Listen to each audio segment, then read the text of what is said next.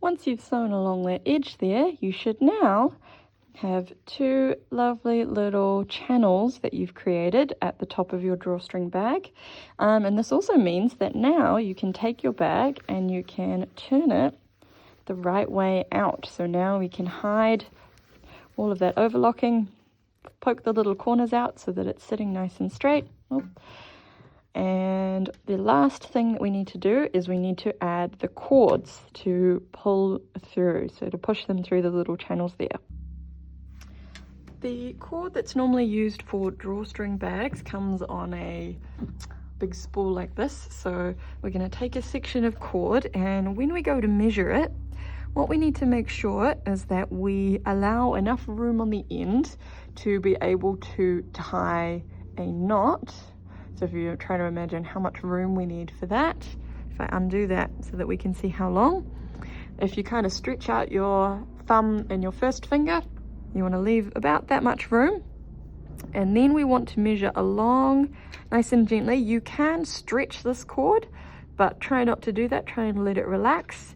You want to measure to this other side and then fold that piece of cord in half. So when I'm looking to measure it there, you go from that extra part here along, double it over, and then you can get your fabric scissors and you can cut the length to the right size.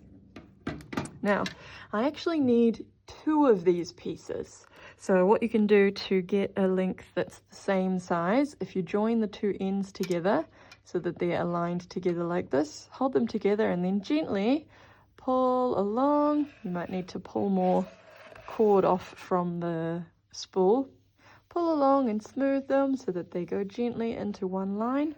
And then when you get to the end, if you cut them at the same length, you'll end up with two cords of the same size. So they're two cords that are the same length. So now we need to push these through the little channels that we've created. And to do that, we actually need to go and get a safety pin.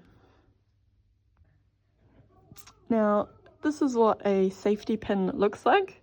So when I talk about a normal pin, this is what a normal pin looks like, and this is what a safety pin looks like. The reason we call it a safety one is because we can take this sharp pointy end and we can cover it up and close it. So that's where the name safety comes from. So we need to open the safety pin so that you can open it up. I'm gonna just work with one of the cords to start with.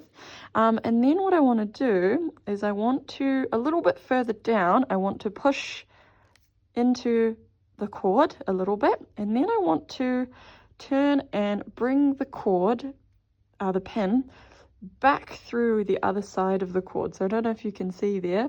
I went through the cord and then I turned and brought the pin back out. So it's like I've pinned it in like we would pin normally into fabric. Then I can kind of push that up a little bit. I can close the safety pin again, and now the drawstring cord is nice and strongly attached to the safety pin. Once we've got that safety pin there, what we want to do is pick one of the sides, find your little opening there, and you can kind of push it open like this, and we want to take the safety pin and push it through. Now, this is a little bit hard to explain with words, but I'm going to use my thumb in my right hand to push the safety pin, and then with my left hand, I'm going to, can you see how the fabric is rumpling? I'm going to take the fabric at the top of the safety pin, and I'm going to rumple and push and bunch up the fabric like this. So it gets all bunched up. Then what I'm going to do is use my left hand and I'm going to pinch really strongly, and then now I can use my right hand to release that bunching. And now the safety pin has moved from the entry and it's moved over to the side there. So then I'm going to hold again with my right hand, use my left hand to bunch up the fabric like this. I'm going to hold with my left and use my right hand to loosen the fabric there. Some of you might have done this before, and you get the hang of it. Eventually you get to the end and you want to push the safety pin out to the end. So now you can grab onto it and you can pull it through nicely. So I've gone along one side down to here, and then what I need to do is I need to take the safety pin again and I want to continue pushing it through the other side. So I'm going to take the loop here, I'm going to take it from this one and keep going and keep pushing, bunch, bunch, bunch, and then use your right hand. Sometimes you need to kind of pinch it and pull it to slide that safety pin along. You can get pretty quick at doing it once you know and you get the hang of it. All right, so now what I want to do is pull this through so that my two lengths of thread are even, and then I can take the safety pin off. Alrighty. A knot like you're tying a balloon.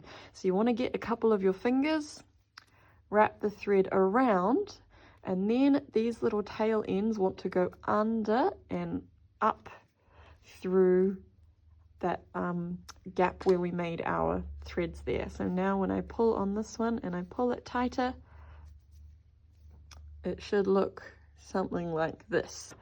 That's one of the cords, but just doing that won't let me open and close the drawstring bag nicely. I have to get my hand and I have to use my hand to cinch it closed, and you can see how only part of it actually closes. This part is still open. So this is what our second piece of cord is for, but what's important for this one, I'll reattach the safety pin. So again, we spike the pin through, and then you bring the pin back to the front, close the pin, and then now we can push this through. Now, my cords for the first drawstring I did on one side. Now, rather than going from this side again and pushing in this direction, I want to go to the side where there isn't currently the knot, this side here. There will be the cord that runs through there, and I want to pick one of the sides, it doesn't matter which one, and we want to push the safety pin through from this side, so that way we get a knot on each one.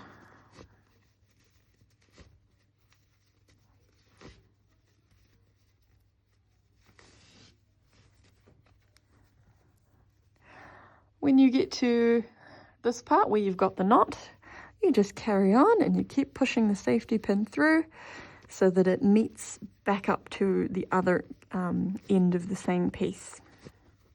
So they all join up together.